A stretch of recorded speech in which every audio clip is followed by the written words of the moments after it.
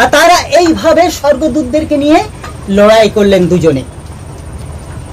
সেই শয়তান লুসিফারেরও অনেক দূত ছিল, স্বর্গদূত, আর ঈশ্বরেরও স্বর্গদূত অনেক ছিল। আর ঈশ্বরের সাথে সেই লুসিফারের বড় লড়াই হয়েছিল, হয়ে গিয়ে লাস্টে হেরে গেছিল ঈশ্বরের কাছে। আর ঈশ্বর তখন কি করেছিল, তাকে এই স্বর্গ রাজ্য থেকে এই পৃথিবীতে তাকে ফেলে দিয়েছিল, এই জগতে তাকে ফেলে দিয়েছিল।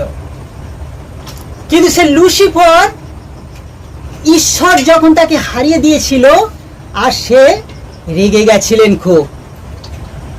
তিনি মনে মনে করছে সে ঈশ্বরের রাজ্যে স্বর্গ হতে পারে, কিন্তু জগতে যখন ফেলেছে, এখানে যত মানুষ আছে, যে মানুষকে সৃষ্টি করেছে, তাদেরকে আমি মারবো, তাদেরকে আমি হারাবো, তাদেরকে আমার